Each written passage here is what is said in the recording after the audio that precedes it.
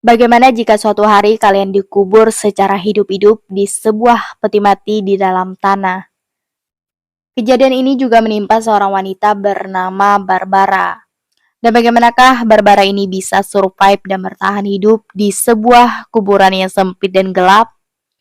So, tanpa berlama-lama lagi kita langsung masuk ke ceritanya. Pada musim dingin tahun 1968 dulu, seorang pelajar berkulit putih bernama Barbara Jane Michael berusia 20 tahun telah diculik pada dini hari. Barbara yang lahir pada tahun 1948 merupakan anak dari pasangan Robert dan Jane Michael.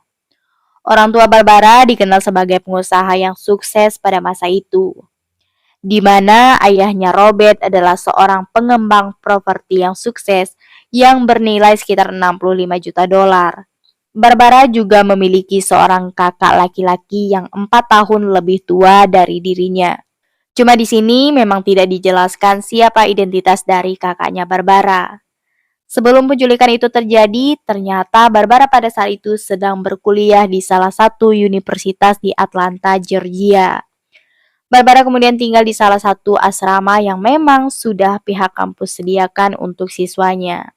Dan pada tahun 1968 itu terjadi pandemi flu Hong Kong. Dan banyak siswa yang jatuh sakit termasuk Barbara.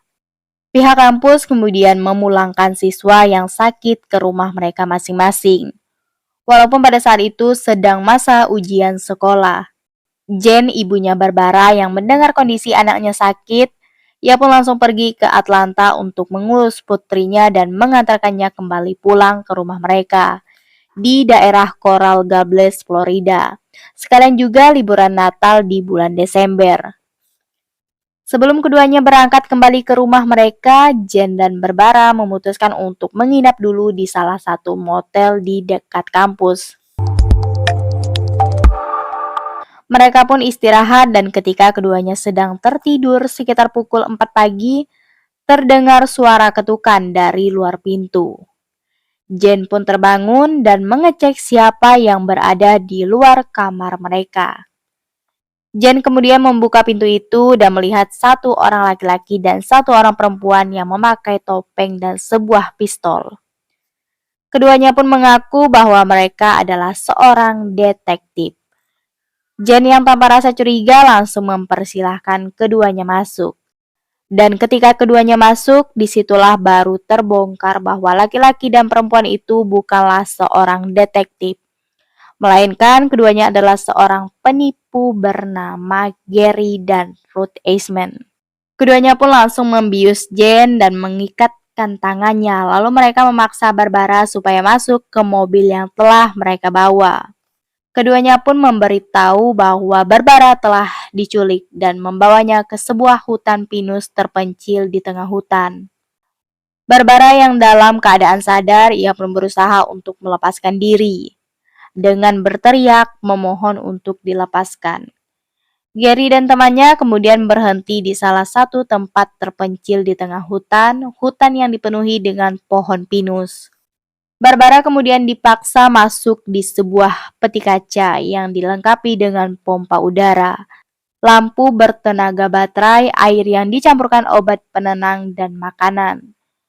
Dua pipa plastik disediakan untuk mengalirkan udara masuk supaya Barbara yang berada di peti itu tidak kehabisan oksigen.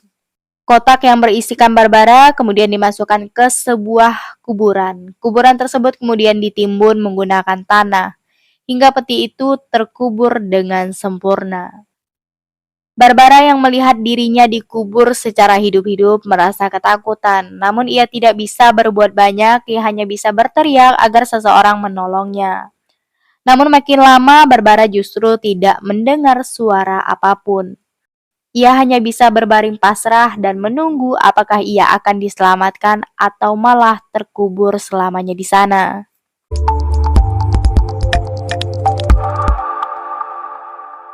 Kasus menghilangnya Barbara menjadi sangat viral pada masa itu, karena Barbara yang merupakan putri satu-satunya Robert Michael, seorang pendiri real estate yang bernilai puluhan juta dolar, Bahkan FBI langsung turun tangan dan menyatakan bahwa mereka akan mencari pelaku dan menemukan Barbara secara hidup-hidup. Pada pukul 9 pagi, Robert Michael pun menerima telepon dari seorang anonim yang tidak dikenal. Pria itu pun langsung menyuruh Robert untuk pergi ke sebuah batu di sudut pohon di halaman belakang rumahnya. Dia kemudian disuruh menggali sedalam 15 cm di bawah tanah. Di sana, Robert pun menemukan sebuah toples kaca yang di dalamnya ada surat tebusan yang menyatakan keadaan Barbara sedang dikubur di dalam sebuah peti di bawah tanah. Tidak lupa, pelaku juga meminta uang tebusan untuk membebaskan Barbara.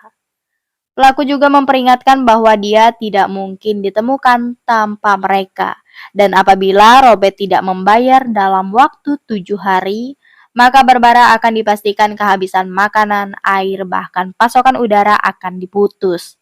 Dan jumlah uang yang diminta pelaku sebesar $500.000. Robert kemudian memberitahu FBI tentang uang tebusan itu, dan mereka sepakat bahwa tindakan terbaik adalah ikuti serta rencana yang dituntut para penculik. Dan mereka percaya bahwa kesempatan ini memberi mereka peluang untuk menemukan Barbara hidup-hidup. Pada dini hari, Rabu 18 Desember 1968, Robert pun telah berhasil mengumpulkan uang tebusan itu. Uang tersebut telah dikumpul oleh tim yang terdiri dari 85 teller bank. Sepanjang malam, mereka pun menghitung uang tersebut dan mencatat dengan cermat nomor seri masing-masing uang kertas itu. Di tanggal 19 Desember, Robert pun menerima kembali telepon dari penculik. Robert pun diinstruksi untuk mengemudi mobilnya sendirian menuju jembatan di tengah hutan. Robert pun tiba di sana sekitar pukul 4 pagi dan meletakkan koper penuh uang di pembatasan jalan. Namun sayang, transaksi pertama ini gagal karena ada salah satu warga lokal yang melaporkan kejadian ini.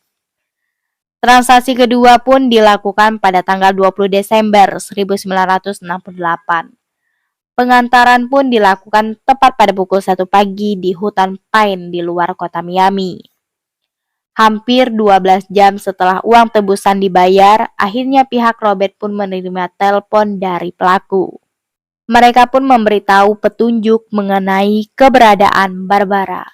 Dan saat itu juga, lebih dari 1.000 agen FBI menyebar ke seluruh hutan pine untuk mencari keberadaan Barbara dikubur. Barbara kemudian ditemukan oleh 2 agen FBI di area hutan pinus di sisi bukit dekat persimpangan. Mereka pun mulai menggali tanah dengan tangan dan berusaha mengeluarkan Barbara secepat mungkin. Barbara akhirnya bisa diselamatkan, ia menderita dehidrasi tetapi tidak terluka. Dia juga telah menghabiskan lebih dari 3 hari terkubur di bawah tanah. Barbara mengaku selama penculikan ia selalu berusaha berpikir positif dan membayangkan menghabiskan Natal bersama keluarganya dan tidak pernah ragu bahwa ia akan diselamatkan. Ketika agen FBI menemukan Barbara dan masih mengenakan baju tidur merah putih yang sama seperti saat ia diculik di kamar hotel 3 hari sebelumnya. Polisi pun langsung melakukan penyelidikan dan ditemukan bahwa air yang ditinggalkan pelaku untuk Barbara ternyata telah dicampur dengan obat penenang. Setelah kejadian itu, Barbara akhirnya dikembalikan ke keluarganya dengan selamat. Namun di sisi lain, pencarian pelaku masih terus dilakukan, hingga akhirnya polisi menemukan petunjuk yang ditinggalkan pelaku, yaitu mobil pelpo biru dan perahu yang digunakan untuk melarikan diri. Polisi langsung mencari identitas dari pemilik mobil itu, dan diketahui pelaku bernama Gary Stephen Chris dan temannya Ruth Eisman. Dan dalam tempo 24 jam, Gary pun berhasil ditangkap di sebuah rawa-rawa Florida. Sementara itu, temannya bernama Ruth Eisman ditangkap setelah 3 bulan kemudian, tepatnya di tanggal 5 Maret 1969. Dia kemudian dijatuhi hukuman 7 tahun penjara dan dibebaskan bersyarat setelah menjalani 4 tahun hukuman. Sementara itu, Gary divonis bersalah dan dijatuhi hukuman penjara seumur hidup pada tahun 1969 dan dibebaskan bersyarat setelah 10 tahun masa tahanan. Setelah itu, Gary pun melanjutkan studinya sebagai dokter. Ia juga buka praktek dokternya di Indiana sebelum lisensinya dicabut pada tahun 2003 karena Gary telah berbohong tentang tindakan disiplin yang diterimanya selama masa residensi. Pada bulan Maret 2006, Gary pun ditangkap kembali di atas perahu layar di lepas pantai Alabama dengan 14 kilogram kokain yang bernilai sekitar 1 juta dolar. Ia kemudian dijatuhi hukuman 5 tahun 5 bulan penjara dan dibebaskan pada bulan November 2010. Dan pada tanggal 17 Agustus 2012, hakim pun mencabut pembebasan bersyarat kepada Gary ini. Karena Gary melanggar masa pencobaannya di mana Gary telah meninggalkan negara itu tanpa izin dan berlayar ke Kuba dan Amerika. Hingga akhirnya hakim pun menjatuhkan hukuman tambahan 40 bulan kepada Gary. Di sisi lain, Barbara akhirnya menikah dengan Stewart dan dikaruniai 2 orang anak. Dan setelah 43 tahun, akhirnya suami Barbara meninggal pada tahun 2013. Nah, begitulah kisah dari Barbara. Semoga kita dapat mengambil pelajaran dari kasus ini dan sampai jumpa di video selanjutnya.